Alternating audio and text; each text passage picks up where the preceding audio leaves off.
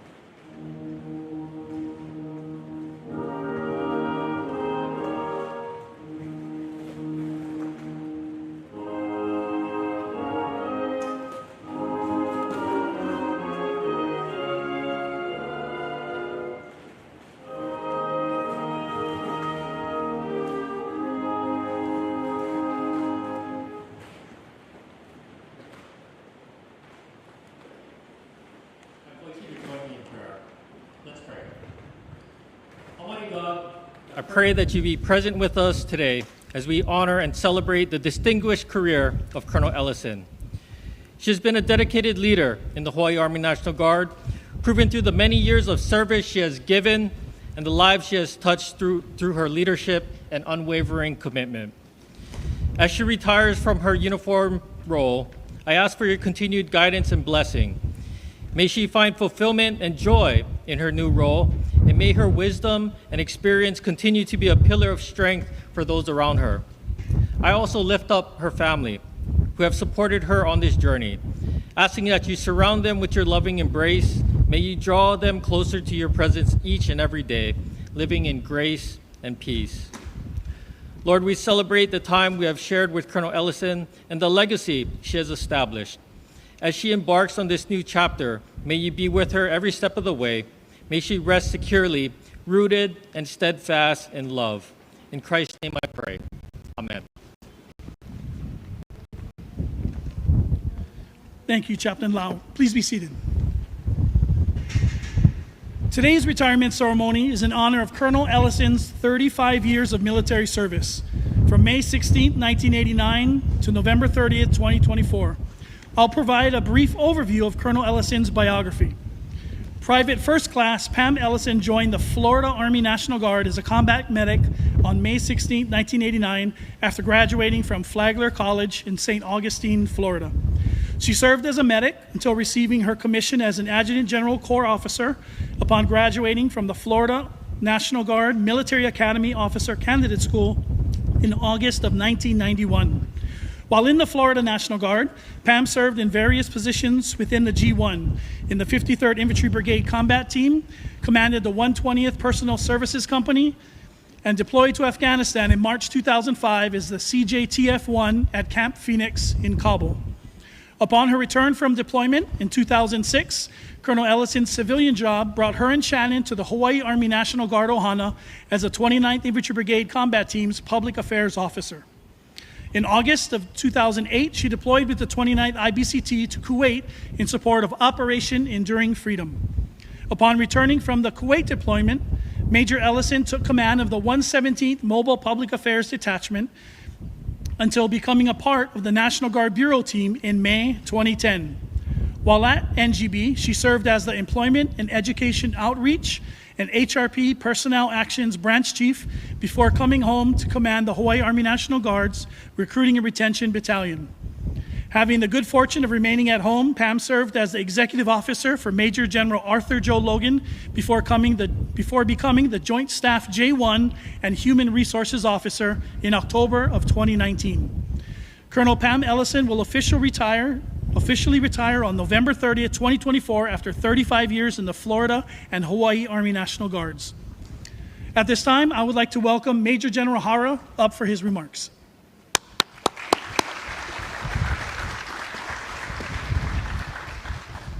Hold it down. Yep, good. Thank you, Jeff. Brigadier General Mallory, General Sills, senior enlisted leaders, other distinguished guests, friends, and especially the Ellison Ohana.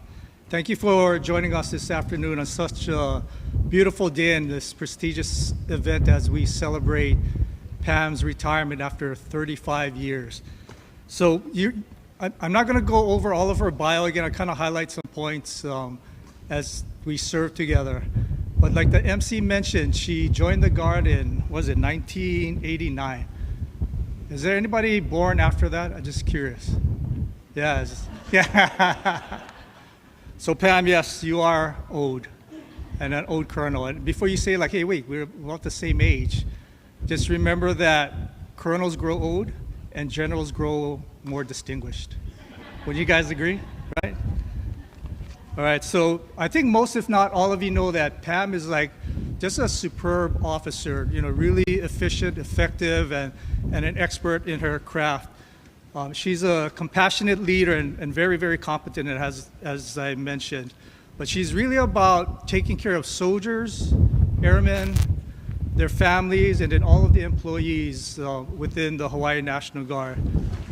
And I think this is true because, as was mentioned earlier, she joined the Guard and she was a private first class, right? So that's like super low rank, and she was humble and understood how important it is to take care of your soldiers, and she's carried that through her entire career. So just having that enlisted soldier experience made her so successful. She took this experience on after commissioning as a second lieutenant in 1991 with the Florida Officer Candidate School.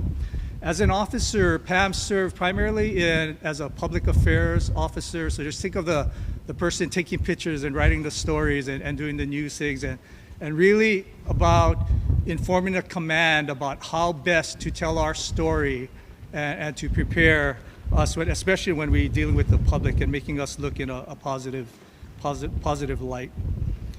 So I think I first met Pam soon after you folks both moved to Hawaii. But what I remember is she was like a super active and excitable and like extrovert. I mean, just like really go, right? So I just remember as the Energizer Bunny, with the little drums and going dunk, dunk, dunk, dunk, dunk. It is going, I mean, from project to project and tasking to tasking, and she just kept going. And amazingly, she would never run out of juice. That those batteries were always charged. To this day, it's amazing how much energy you have.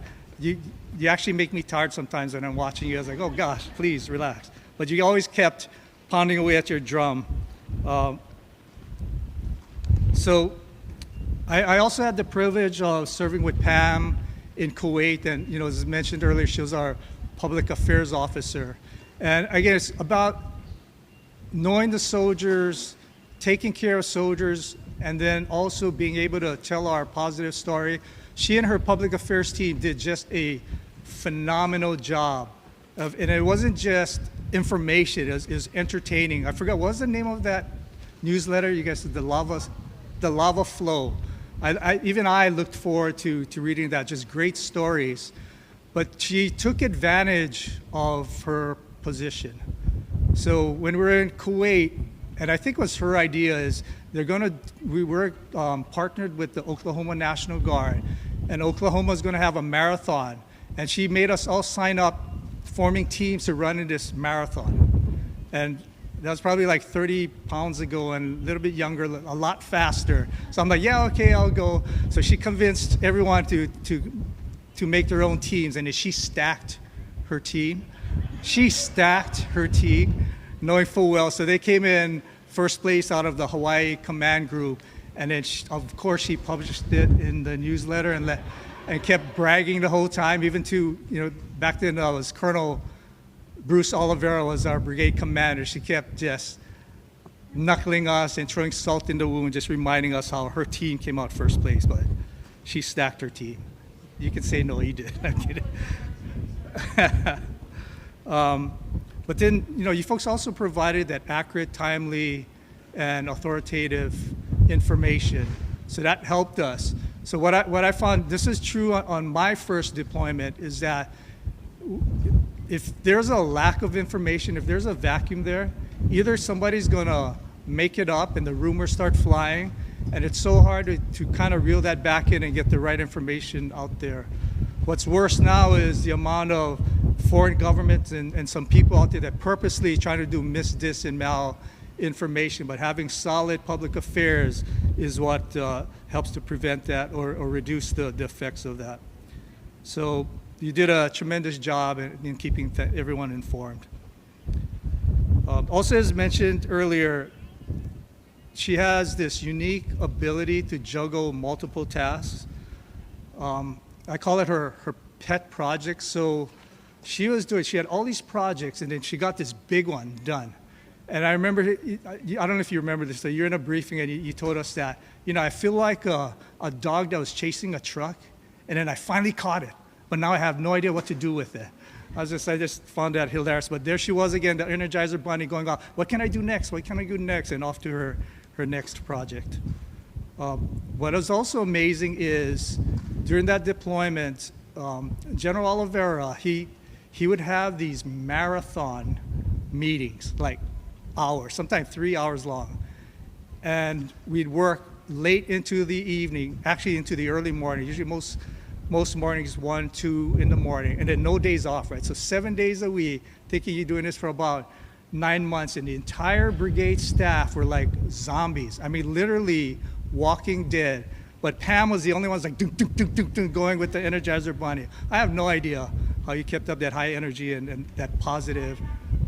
What's that? Diet Mountain Dew. Okay, there's some spilt over here if you want to lick it up. Jeff Hickman spilled some soda over here. So the same can be said of her assignments. Her most recent assignment as a human resource officer. It was a perfect assignment for her because it's about taking care of the soldiers, the airmen, the other federal employees, and then the families. So again, a spectacular job, Pam. Thank you for doing that. So now you get to relax with this retirement. Well, actually, that's not true because you're still working on the civilian side, and I'm sure the honey-do list is always there, right? She's got to keep going after that. But I think you can just chill out just a little bit. You don't have to pound it as hard. Yeah. But before I close, I do want to again thank you, Sharon, and the rest of the Ellison Ohana for supporting Pam. She would not have been successful without your love and support and sacrifices. So from all of us from the department, thank you for everything you did to support her, and that's why she was so successful. So Pam, again, mahalo, congratulations, best of luck to the new chapter, although you didn't move very far, just across the hall to another office. Just remember though, even if you do leave that civilian job and retire eventually, that you always be part of the State of Hawaii Department of Defense, Ohana. So you have earned the right to stand tall and stand proud. So thank you again, everyone, for being here, and thank you for joining us on this momentous occasion. Mahalo. Thanks, sir. Perfect. Yeah, stay up here. Yep. All right, thank you, Major General Hara. Colonel Ellison, can you please join General Hara for the presentation of your retirement award, the publishing of the retirement orders, followed by the presentation of congratulatory certificates and letters.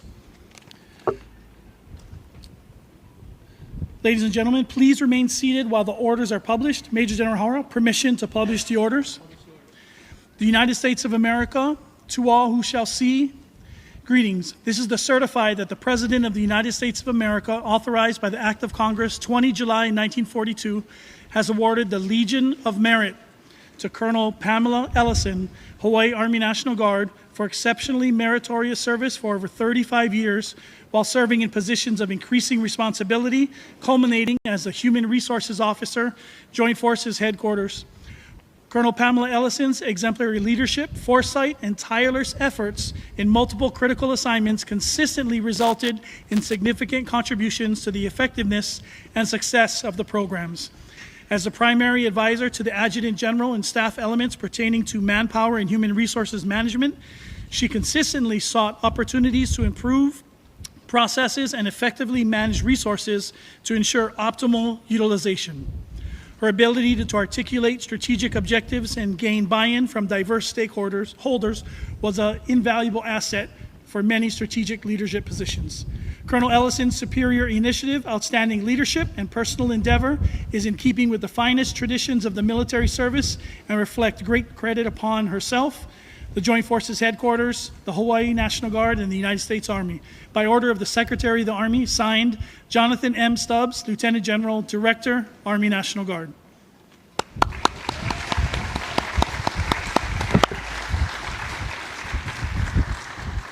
Sir, request your permission to publish the retirement order. Attention orders.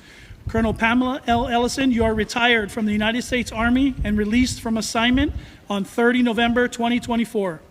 The people of the United States express their thanks and gratitude for your faithful service, your contributions, and to the defense of the United States of America. They are greatly appreciated. Signed, Barbara P. Tucker, Colonel, Military Personnel Officer. No certificate. Okay, and this one here, a lot of her awards got combined into a really nice frame, but it's not dry, so we didn't bring it. But I'm going to read you the presidential letter of appreciation that's in that frame. So just picture General Hara, he's holding this really nice frame. But this is the citation that's within it. Certificate of Appreciation for Service in the Armed Forces of the United States of America, Colonel Pamela Ellison, National Guard Adjutant General Corps. I extend my personal gratitude and sincere appreciation of a grateful nation to you for your patriotic service to our country. Your bravery and dedication to our armed forces helped protect your fellow Americans during a critical moment in our history and contributed to a world of greater security and growing prosperity. Your devotion to duty, honor, and country, in keeping with the long traditions of the finest military in the world, embodied the American ideal of selfless service. Our nation owes you an incredible debt. Your commitment and the example you set will inspire future generations to serve with pride and to keep our country secure. You represent the best of our nation, and I join our fellow Americans in saluting your honorable service.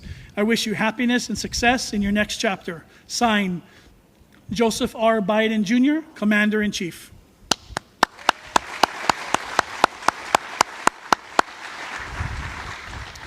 So at this time, if I can invite Sharon to come forward. Shannon. It says Sharon in here. No, I'm joking, it doesn't. She typed it correctly. So this one you're going to present, sir.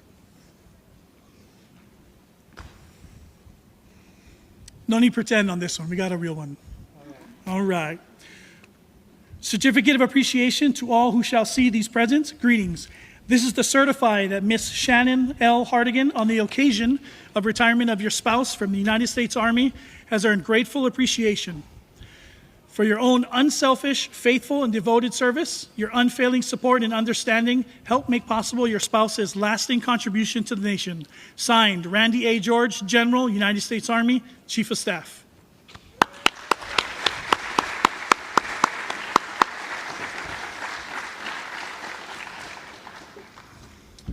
All right, does any individual or unit organization have anything to present? I think here we got, you can sit down, sir. You're still up here?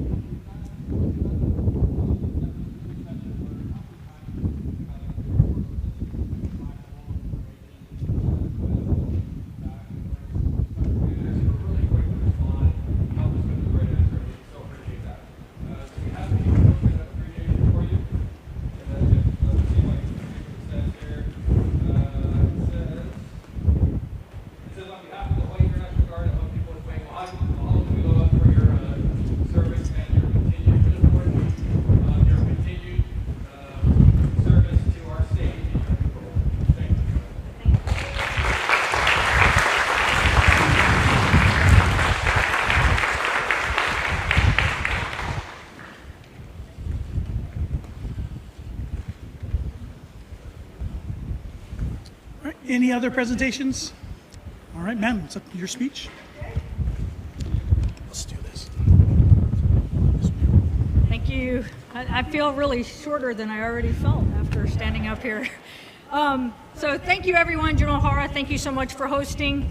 Yang, thank you so much for being here. I didn't want to presume that you didn't have a busier schedule to not make it here, so it made me very happy that you're here as well. General Mallory, welcome to the front office for the Air Guard, and I love looking out. I actually think if we did a count, I have more Air Guard people here, and I'm not exactly sure what that is a reflection of, but I'm quite proud that that's what I'm seeing out there, because it is as was said by General Sills just now, thank you, sir, for those remarks in that presentation. It is a balance of figuring out which side, because the rules are a little different. So I really do appreciate all the Army folks that are here. For the 06s, for my peers that are here, thank you very much. Every one of you is special. I believe there's a couple that didn't make the list.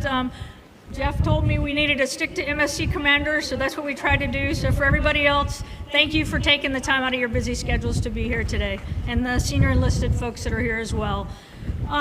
So it was a great honor, and for my family, I'll get to y'all more specifically, but thank you very much. I have some folks that have traveled here from North Carolina, from Florida, and then the rest of us here have to suffer through living here in Hawaii. So thank you all for taking the time out of your busy schedules to be here. So for me, I had to do a little research for the background, trying to figure out the USS Arizona. I don't know, I'm assuming everyone knows this, but the USS Arizona is where the war started, which is just ahead of us, and the USS Missouri, here where we are today, is where the war ended. And I thought it was kind of appropriate for one, we're out on the water, which is my favorite place to be, and being in the location where the war ended, so ending my career, and I'm not gonna get upset. I already had to quit talking to Katie Kalama when she came, so I'm gonna try to get through this okay, but it's weird. I didn't have to go to July drill, I don't think, did I? So July, August, and September, October, y'all haven't had yet, so I've gone 3 drills without drilling after 35 years, so it's very weird. But I looked up the USS Missouri and a little bit of the history, and I think if I look at my clock, we're already 4 minutes past what could be, but for those who didn't know, the surrender ceremony actually right here on the deck of the ship only lasted 23 minutes. So I'll try to get as close to that 23-minute mark as we possibly can here. But I was looking at when the ship was built. It was built in the midst of World War II, so it hadn't even been started to be built when World War II began. It was in the Brooklyn Navy Yard. So for my guests here, Gleb, that kind of gets to your New York roots. It was built in the Brooklyn Navy Yard, and I was trying to figure some of the characteristics that I could apply to myself. It says it was designed to be fast and to balance firepower and armor without sacrificing speed. I felt like that's what the pieces I could pull out that were kind of me. I used to be fast. What General Hara didn't tell you about that story is we might have written about it once, but the day after the event, which I want to get it, let's get the facts right, sir. We decided to put this team together. It was Candy Allman. She wasn't able to be here today. I was going to actually highlight her in this, but it was Candy and myself, and we had a young lady. Her name was Specialist Little, and if anyone remembers Little, she was anything but little. She was one of the biggest soldiers that we had, male or female, and when we did combatives, everyone wanted to fight Little. So the poor girl, every day she looked all disheveled because everybody wanted to beat Little, and she would put them down mostly. But so Little was struggling with PT. So we said, come on, Little, you be on our team. And so it was Little, Candy, myself, and we did have one quick person, I believe it was Balbin. But before we had filled out our team, we asked at the time, Colonel Oliveira, would you like to be on our team? That's what started it, sir. It's all about that. And he said, oh no, we have a team. So, okay, sir. Well, when my team beat his team, it was on then, right? So maybe there was a story in the lava flow, But my favorite part was, as the PAO, we had someone filming every lava brigade person that came across, and it would show them crossing their segment of the race with the time. And so we videoed that, and then, you know, good PAO officers, we pieced all of that together. And the first day after, and I'll admit, sir, I did take it a little too far. The first day it was appropriate. We showed the video.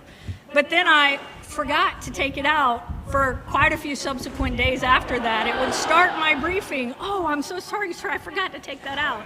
So I think I milked it for about a week, sir. But it was only because Colonel at the time, Oliveira, had been given the chance to be on our team, and he chose not to. So that's the real story from, you know, PAO world. So just a little more background with the ship here. It was constructed from January of 41, and it took until January of 44 to be built. And it actually was commissioned 11 June of 1944. It left Pearl Harbor here for the Pacific Theater in early January of 45. It participated in a significant number of battles, and what I found most interesting, if you, and you can, for the uniformed personnel, you can go through the ship after this. Unfortunately, they took away the benefit. The civilian attired people, you got to go purchase a ticket, but the uniformed folks, you can go down and you go in for free. But if you go on the ship, you might see some of the placards that talk about this. One of the most interesting thing to me was it survived a lot of kamikaze attacks, and there's a number of them that are pretty significant where, you know, it did some damage to the boat, but at the end of the day it continued to do the work that it needed to get done. So the battleship, through all of those things, persevered, and it was on these decks where World War II came to an end on September the 2nd, 1945. And as I said, it was only a 23-minute surrender ceremony, so I'm going to go a little bit longer, but not too much. So the reason I picked this, besides the significance of that, is that my grandfather is really the only person that I have a military connection to. And I did want to thank my dad and stepmom, I believe, are watching from Facebook Live here. And Dad, I don't want to say anything that's going to offend you, but like, my dad and mom were not entirely happy when I joined the military. So this was not the best thing I could have come home and said. And initially I was going to do that 6-year enlistment. My college referee was an umpire. He was a recruiter for the Florida Army National Guard. And one day after I graduated college and I didn't have any idea what I was going to be when I grew up, I talked to him during like a timeout and was like, hey, what's this guard thing you're always talking about? And he was like, you got college student loans? I was like, yeah. He goes, you want a bonus? I was like, yeah. He said, you want to be a combat medic? I was like, I don't know what that is, but okay, you can give me those things, I'll be a medic. So that's how I came to be in the National Guard, and it was supposed to be the 6-year enlistment to figure out what I was going to be when I grew up. And still don't know what I'm going to be when I grow up. I'm still working on that part. But, you know, 35 years later, that 6-year enlistment is long gone, and I can't imagine not being in the Guard anymore. So that's really strange to me. But so my grandfather was in World War II. So that's really, I thought kind of the World War II connection with the Missouri was kind of significant. He, interestingly enough, so my dad and mom are not happy I'm in the Guard. Probably about 6-8 years in, I'm driving with my grandmother one day, and she says something about, I said something about the Guard, and she said, oh, that sounds like what your grandfather said about the Guard. I was like, what? And she said, yeah, your grandfather was in the Guard. I was like, you're shitting me. I was like, what? I've been in this long and no one's told me that my grandfather was in the National Guard. And so because I worked in the G1, I was able to go to the state archive in our building and find his records on microfiche. And it actually showed where he submitted I guess it wasn't a resignation so much, he was an E5, but it submitted a letter that said, hey, I'm going to World War II, I need to leave the Guard. So he was actually in the Coastal Artillery, which is now the Air Defense Artillery, which for my son Michael, if he's watching this, he was in the Florida National Guard in the 265th Air Defense Artillery Brigade which is the roots of what my grandfather was in. So he spent a number of years, and the sad thing is I tried to solicit getting his records from, I can't remember the agency, but basically where the records were, they said they burnt. And so I've not been able to get his military records. So I don't really know, because it wasn't until after my grandfather had passed away that I even found out he was in the military, or in the Guard. I did know he was in the military, but I had never really talked to him the way I should have. But I think the connection here to this amazing ship, is a blessing and a nod to my grandfather and the service that he had in World War II. So when I looked at what the theme of today is, so we're not just going to call this the Surrender Day, because I don't consider it surrendering, right? I've moved on to a different phase of being part of the Hawaii National Guard. But what I look at today is a day of gratitude. I'm grateful for all of you guys that are here. I mean, I have everything. I see the whole row of Care Bears, which, sir, I did not name them the Care Bears. They named themselves the Care Bears. But as we were standing up some of our new offices, the Integrated Primary Prevention Workforce and a number of the other people programs, we had a meeting one day and we said, what do we want to call ourselves? And we call ourselves the Care Bears. And Jamie Lynn, thank you. She celebrated my last drill by having a beautiful cake that had little teeny Care Bears all over it.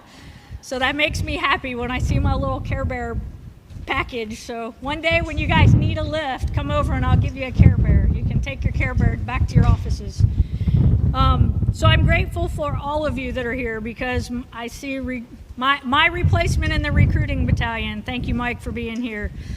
John, I'm now the new John Yim. He was the deputy HRO when I was the HRO, and he has moved on, and in fact in January retires from the civil service side of things. But so I'm trying to get smart and be the new John. I'm way far away, John, but I'm trying. So he still answers my phone calls, so that's a really cool thing. Poor guy, I feel bad for his wife, because I used to almost probably 3 days out of the week would call him on my way home to say, hey, after you left, such and such happened, and what do you think we should do, and how should we handle this? So he is the HR man for sure. And I think just looking at the number of having so many air folks here mixed in with my Army family is amazing to me. So thank you all and being here today and taking time out of this. For Jamie Lynn, the Joint Staff, I think this is the jointest the Joint Staff has ever been. And I think a lot of it has to do with you putting it out there, and for the Air Guard headquarters and the Air Guard for supporting it with personnel. So we can't be a Joint Staff without being joint. So thank you all for being here today. To my family, thank you so much, Shannon. I don't know if some of you might already know this, but I used to have to call home sometimes and say I need a hall pass.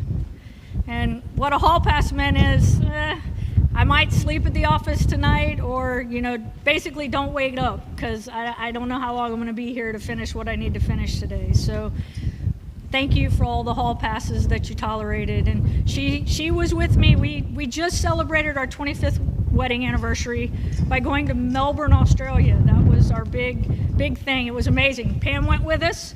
Pam had a boyfriend that we were like, you can't go to another country to hang out with somebody we don't know. So we'll determine, we're going to take you there. You can do whatever while you're there. We'll bring you back. But we don't want to leave you in Australia with somebody that nobody really knows. So thank you for being here, Pam. But for Melbourne, we had a blast. So if anybody ever wants to go to Australia, we highly recommend Melbourne. It was a beautiful city, and we had a great time. And we got matching tattoos. So we have longitude and latitude for Melbourne on our wrists. So I believe in 30 years, so 5 years, I got to take her back, and we're going to go to the Great Barrier Reef, and we'll find some other place on our bodies to put a new longitude and latitude. For my sister-in-law, Kelly, I can tell a funny story. Yeah, she's making a face at me now, but we just talked about it in the pool. The first time I met Kelly, she's petrified of bees. And I wanted to make a good impression on my, future sister-in-law. We were still kind of dating, and a bee flew past us. And Kelly is not all that big and strong acting, but she picked me up by both shoulders and literally used me as a human shield. For with a B. And I was like, okay, what are we doing here? And so bees are not her thing, but she has come out to visit with us and take part in this special occasion. So thank you very much. Jernell. Jernell is our wonderful daughter-in-law. And Michael, you can take this to the bank, and we've told him this. If he screws this up, she stays and he goes. So we're always telling him, think of this wisely. We got Jernell in return for Michael. But for Michael, we love you too. So thank you, Michael and Ashley. I believe our daughter Ashley is watching on Facebook Live as well. So Koa, I come to you. Koa is the wonderful addition to our family who has been in our house for about the last 2 years. And I know that all of this is like he doesn't understand all this military stuff. Like he wondered if I was going to go across the stage today like graduation and get a diploma. So this kind of like that, but not exactly. But thank you for being part of our family. We love you, and we're happy that you're part of our family. Gleb, he goes with Julie, my sister Julie. Julie's 15 years younger than me, so I've always felt more like an aunt to both of my sisters. Well, she's better. It's our youngest sister who's 24 years younger than me. We've never lived in the same household. She talks to my parents in a tone that I don't like, and when I tell her, you don't talk to my parents that way, she reminds me quickly that they're her parents too, and so she can talk to them however she wants to. But Julie and I we were talking about this yesterday, I think. My mom lost both her to kindergarten and me to college on the same day. I literally took her to school in kindergarten.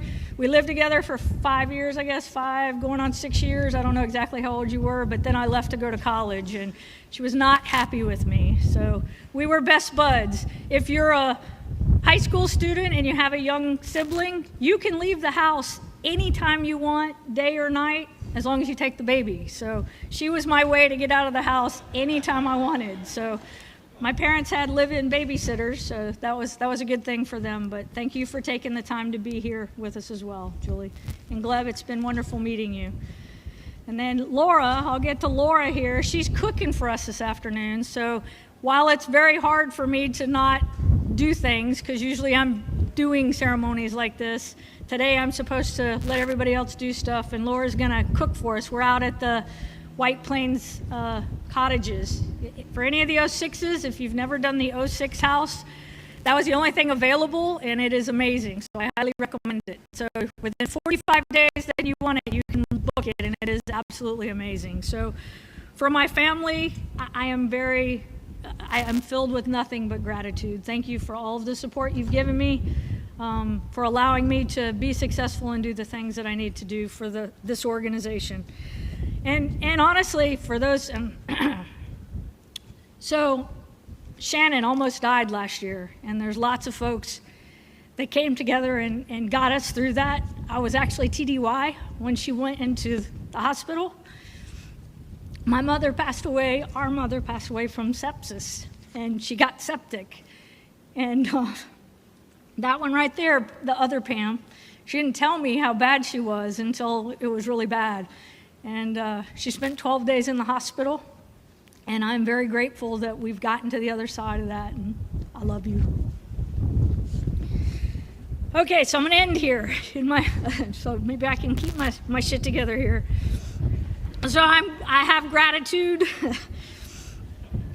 honey, for the next chapter of our lives. I'm gonna try to, I stuck to the T word here, so I'm gonna try to do better with time with family, and especially, we did just survive 2 months of having the grandkids here. I say survive because at the end, my 4-year-old granddaughter, she doubled down on what timeout means, because I was so frustrated with her one day. I told her, every time I say either one of y'all's names, you get a minute of timeout. And about minute 7, she was like, how many do I have now? It's like, timeout is supposed to be bad. It's not good. So I hope that we get more time to go visit the grandkids and spend time. I love them. 2 months is a long time.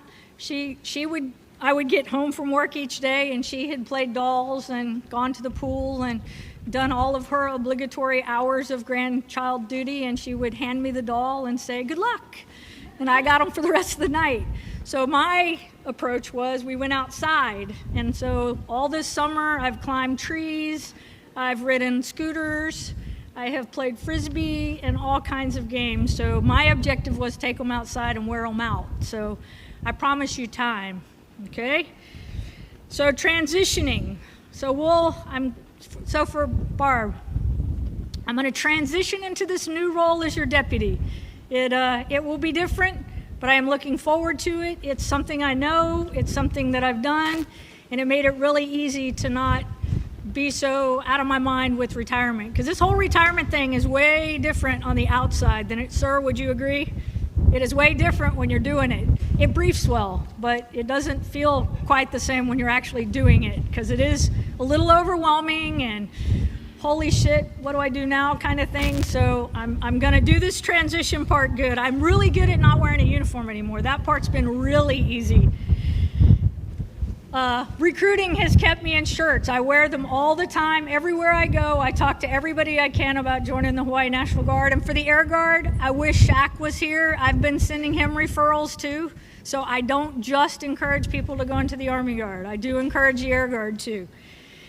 And for the last part of my tease here, I'm going to trust in this new adventure. So I trust that this is a good thing for my family, it's a good thing for the organization, and I look forward to what the days are ahead. So I thought with parting thoughts I should get to some quotes. So I left the Winnie the Pooh quote off because I had one that I thought was kind of cool from Winnie the Pooh, but I pulled a couple things. The first one I thought that was important was from Pele, and not your cat, Koa, not Pele the cat or Pele the goddess, right? But this is from Pele the soccer player, and it reads, "Success is no accident. It is hard work, perseverance, learning, studying, sacrifice, and most of all, love of what you are doing or learning to do." So I tell this to our new employees when we onboard them. Like, I have never had a day of work in this organization because I love what I do. So you guys might not know this, some people do. 10 years of my first job was a military technician. And I loved my job until I didn't. And when I didn't, I came home and told Shannon, I have to get another job. I hate this job. It was Groundhog Day. I cannot do it any longer. And I went and got a civilian contractor job and ran youth programs. And that's how we got to Hawaii. But every day, it should not be a chore to come to work. There are days, some days, sir, never because of you, but there are days when it was like, I'm tired. Now I have this thing called 549. I really like this. I took my first one last Friday. It's great. Highly recommended. But you should never not love what you're doing, because the day that you don't is the day you need to go somewhere else and find what you love to do. Okay, and then there's this other one that I thought was kind of close to where I am right now. It says, and I didn't write down the person because I honestly couldn't find who they were, but I thought it was a really cool quote. "The direction you choose to face determines whether you're standing at the end or the beginning of a road." So while I feel like I'm at the end, I'm just kind of doing an about face, and I'm at the beginning of this new adventure. And so I found one from Maya Angelou. It says, "Try to be a rainbow in someone's cloud." So for each of you that are here, I highly recommend that. We went on a hike yesterday and we saw rainbows in the clouds. And then I'll end with an Oprah Winfrey quote. I thought this was the appropriate ending here. "The best gift anyone can give, I believe, is the gift of sharing themselves." So thank you all for sharing yourself and being here with me today.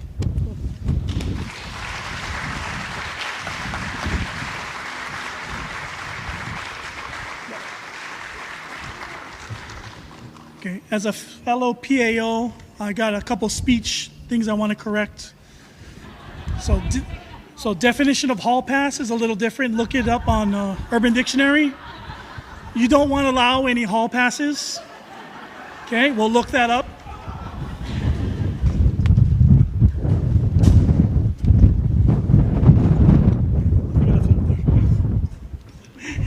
And then if I'm also staying at White Plains. I'm in the 04 Shack. It's beautiful. So if you want to come visit. No. That's all I had. You know what? I took my script over there so I could remember it. And now I got to go get it. So stand there, don't move.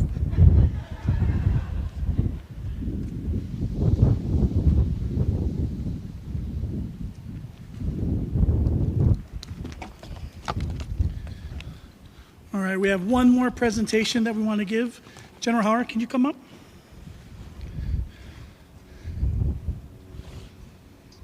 All right, this is the certificate of retirement from the Armed Forces of the United States of America. To all who shall see these presents, good greetings. This is to certify that Colonel Pamela L. Ellison, having served faithfully and honorably, was retired from the United States Army effective 1 December 2024. Signed, Randy A. George, General, Chief of Staff, United States Army.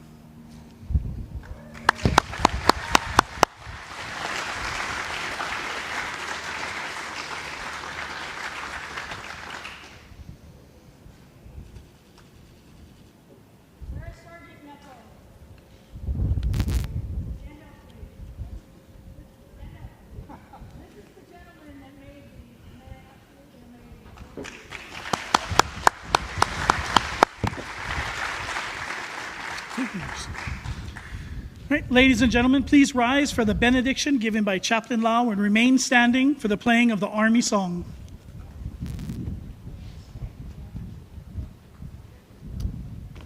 I invite you to receive this benediction. Let us pray. May God bless you and keep you.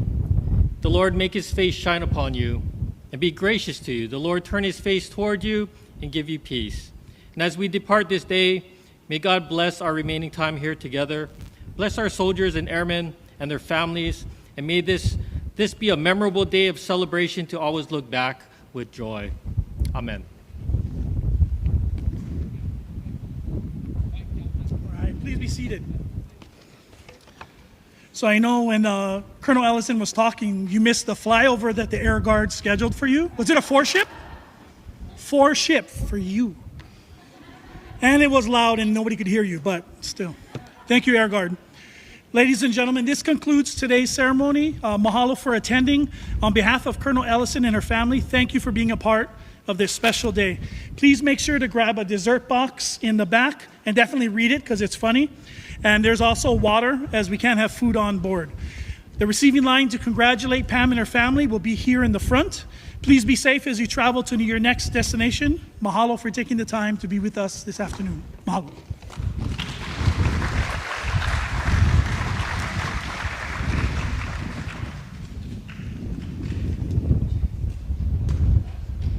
Oh.